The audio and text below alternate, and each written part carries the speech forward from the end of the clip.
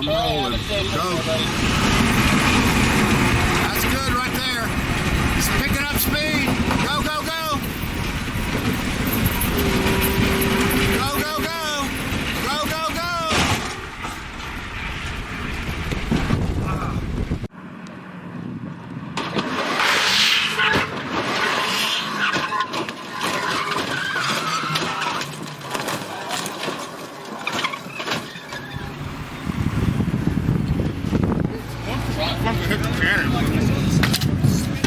So for the past 28 years, I've probably had one of the coolest jobs in the world.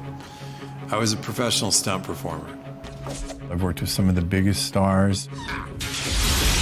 I've got to be Batman. I've got to be James Bond. I've won World Stunt Awards. I am in the Screen Actors Guild. I'm in the DGA. I'm in the WGA. And last year, I got into the Academy, the Oscars. I worked my way up from being a stuntman to being a fight coordinator, to being a stunt coordinator, to being a second unit director. Action! First big job I get, I'm on Batman Forever. And I'm walking around set and I'm pinching myself. I'm looking over, there's Tommy Lee Jones, there's Jim Carrey, there's Val Kilmer, there's Drew Barrymore, there's Nicole Kidman. And I'm like, how did I get here?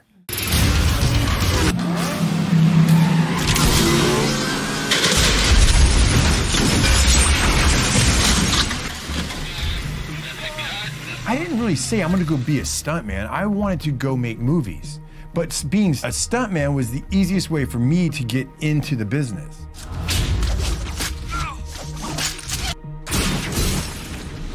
I didn't want to be an actor because like pretending to be a character. Well, being a stuntman, I was that character. I was the guy behind the illusion, creating it for the guy who's on the screen. I jumped out of that helicopter. I was in that fireball. I did whatever was being asked of the job.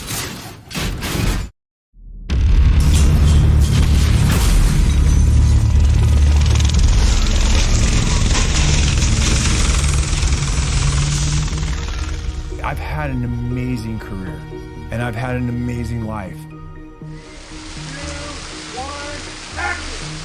That's a cut, that's a cut. But in the system that exists today, as I get up the ladder, I realize it's not what people think it is. It's an illusion. It is a complete illusion. We're gonna put our pick and our turning switch. In 2014, I was working on a television show up in Portland, and I had a catastrophic injury. I've done this stunt probably variations of it 20 times over my career. It was nothing. It was a small fall down into a stairwell. I did the first take fine, the second take, I knew I could do it better. I went up and I fell over the rail and I landed on the pipe down below and I burst fractured my L2 vertebrae and I was paralyzed from the waist down. When you are injured, when you are catastrophically injured and it changes who you are, I knew from that day I would never be the athlete that I once was.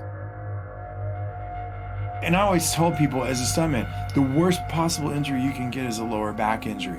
You can break your legs, your arms, whatever, but if you injure your lower back or your hips, your pelvic region, you're done. There was 2 years that I didn't think I would ever live without pain.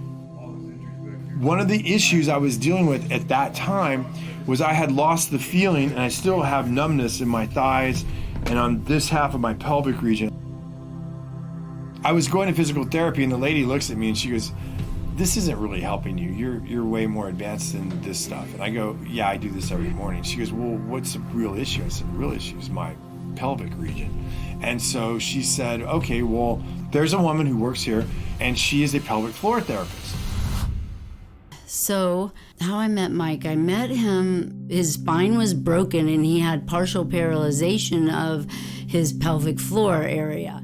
We help people when they have problems with the most important functions in your life, bowel, bladder, and sexual function. So one day we're in the middle of therapy and she stops me and she says, "Mike, I feel like you have really dark spirits over you. Can I pray for you?" And I was like, "Pray for me? I'm like, yeah, sure, pray for me. I don't really believe in that stuff anymore, but yeah, go ahead, pray for me. So she prays for me. And I was kind of thinking while she's doing it, okay, this is weird, but okay, whatever. So for the next 2 or 3 months, I would go, and then every now and then she would stop me and she'd say, hey, can I pray over you? I was kind of a little bit disgusted with his personality because he was all about himself and money, and I think the Lord had a lot of work to do in terms of humility with him. He made it very clear that he thought I was crazy, but he let me. After she stopped one day, and I said, you are either 100% batshit crazy, or you think all this is real in the spirit world.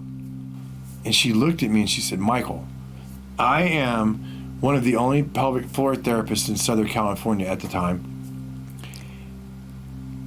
And when these satanic people and these evil people do their rituals to little girls and women and boys, who do you think puts them back together? I do. It's completely real, and you need to look into it. My awakening, it didn't happen at church the way that some people find God. I just pretty much had given up my faith, and I'd given up where I was at, and I was just kind of at the point where I was like, okay, well, I'm gonna have the best time I can here, and when I die, that's it.